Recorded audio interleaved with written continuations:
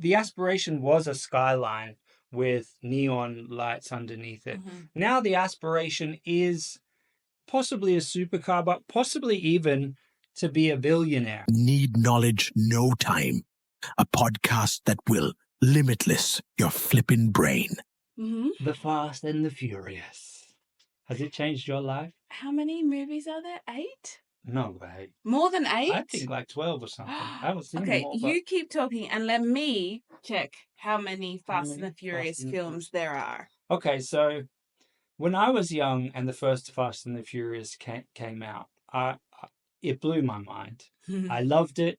Cars were not so interesting to me, and then bam, I was into cars. I wanted, what did I want? I wanted a Skyline. My brother wanted a Supra, and everybody wanted these Hot Fours, really. Yeah. Or some people wanted the American Muscle. Yeah. Then move on to Tokyo Drift. And all of a sudden, I wanted a Nissan 350Z. And I just want to talk about Tokyo Drift for a moment because it is terrible acting. Like, terrible acting. Yeah. And then there's also actors who seem to me to be about 30 years old. Yeah. Playing high schoolers. Yeah. I think he was. He was well above the age of a high schooler. Or someone who could normally pull off a high schooler. But all of that together, and it's still, when I was young, one of my most rewatched movies. Yeah.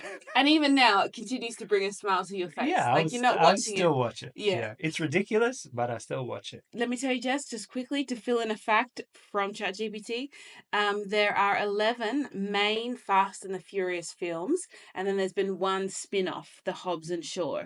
So in total, it's 12. Okay. And the first one came out in 2001. 2001. Which is when some of our friends were born.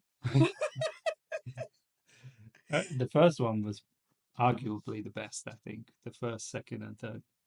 Today, people are envious of supercars. They're not just envious. This is what they aspire to. Like, aspirations have changed so much. The aspiration was a skyline with neon lights underneath it. Now the aspiration is possibly a supercar, but possibly even to be a billionaire. Like, the aspirations have changed so much. And I was thinking, was there a correlation between the Fast and the Furious movies and the world and our aspirations? Okay. Yeah. Is there? Well, there is and there isn't. It's like an chicken and egg scenario, right? So, number one, mainstreamed tuner car culture. Wait, let me tell you. So Jesse has asked how the Fast and the Furious changed the world. Big question. All right. Okay. So before 2001, these cars were niche car enthusiasts cars. The Honda Civic, the Supras, all of this stuff. After the movie, it was pop culture icons. Everybody wanted them. And then the film created aspirations for young fans to want to drive these cars. It influenced the aftermarket auto industry. People started to get NOS, Sparco, and Belside. They started to do up their cars. Yeah, we remember this, right? Yeah. Like, the kits got more and more elaborate. Yeah. And then, like, the audience evolved. It changed from street races, relatable dream cars. And then by the Fast and the Furious 5 and beyond, the franchise pivoted to heists, international espionage, and exotic cars. So that you said from number 5, that is from 2011. So from 2011 onwards, that's when the pivot, the shift started. Now, my chicken and egg theory scenario was like social media. What came first? The desire from Fast and the Furious and what it made popular, or was just everyone showing their flashy lives on social media what changed what people wanted out of their life? Yeah. Okay. So the elite versus mass appeal, raising the bar. This is the part that all ties it together. Exclusivity drives status. If a product like the Skyline or Louis Vuitton bags signals elite status, it holds value. When everyone can get it, like mods, knockoffs, or lower costs, it loses its exclusive signal. And if you go on I say like a lot. If you go on Temu, there is tons of aftermarket things for your car for so cheap. Mm-hmm. So of course this is not exclusive anymore. Mm-hmm. The elite then abandon it or raise the stakes to establish separation. Uh-huh. Okay, now, The Fast and the Furious as a mirror. Early films made realistic mods look cool. People could aspire to them. Yeah. As those cars became common and the look overplayed, the franchise moved up. Ferrari, Bugatti, and even stealth aircraft. Yeah. It's not just storytelling, it reflects a real psychological shift in what audiences crave. Oh. What this says about us: desire escalates, Uh-huh. we always want more. Yep. The bar moves. Media like F, Fast and the Furious, doesn't just reflect culture, it reshapes it by setting new aspirational benchmarks. And then the culture of spectacle, social media, YouTube builds on this. Now, 1000 horsepower builds are common online, so we dream of jet engines or Teslas. No, sorry, jet engines on Teslas or driving on the moon. Mm.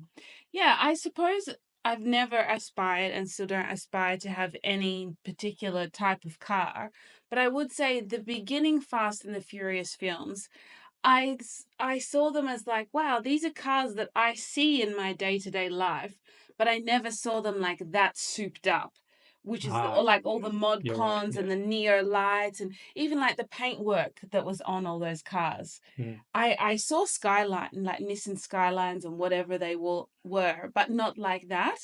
But now the Fast and the Furious films, I don't see those cars in my lives. Just to that, Life. actually, one of my cars, one of my first cars, happened to be one of the Fast and the Furious characters' cars on the movie. Which But one? it wasn't souped up. It was just a standard, and everyone made fun of me because it was a family-looking car. Which one? So I don't know his name. You know No, the car. the car, Nissan Maxima. Oh. So it's the guy, I remember when you had that yeah, car. the silver one. Yeah. So you know how there's the guy who likes the girl that Brian likes. Okay. This is Paul Walker in the first movie. Yeah, yeah. So yeah, her original boyfriend Mm-hmm. has a Maxima, a Nissan Maxima. Yeah. Wow. So fun fact. Well, I wonder, ChatGPT is telling me that the next Fast, it's Fast X Part 2, it's supposed to come out this year sometime.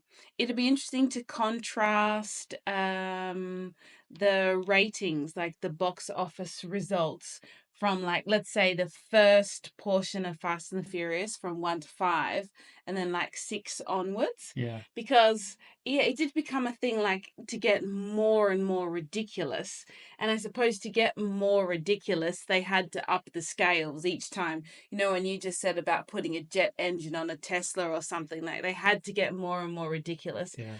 But will they ever shift back to something more original I and think more they have authentic? to. They have to. Like with social media Mm. and things like this, we are making a comeback to like let's Being go more to the authentic. original and more authentic. Yeah, So yeah, I yeah. think that they will come back to an original kind of Fast and the Furious, but Mm-hmm. make it a retro style, not Mm. modern day. Yeah, yeah. Um, there's another thing I see: the Fast and the Furious starting to get more and more like the Marvel movies. You know how the Marvel movies are just ridiculous, but they are superheroes.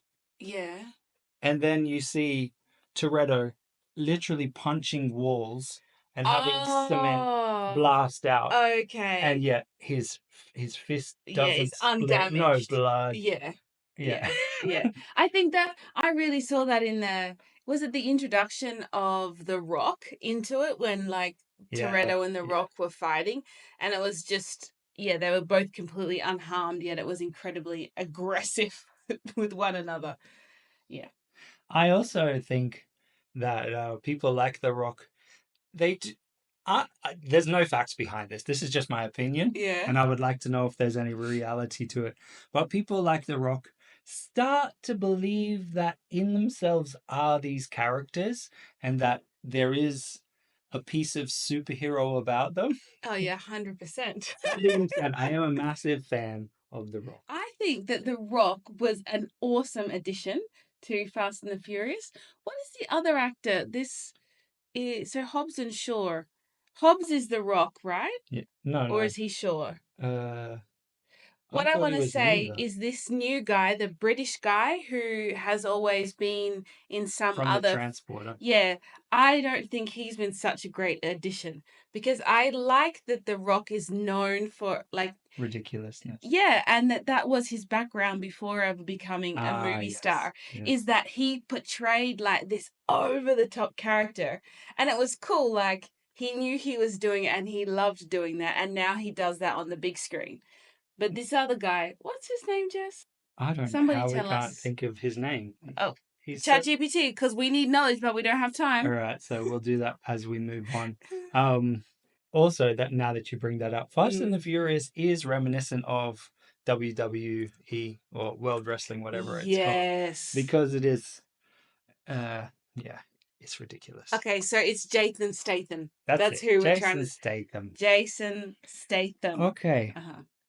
Yeah, tell us your next one. There was one more, All right. So Jess. speaking of old movies, Matrix.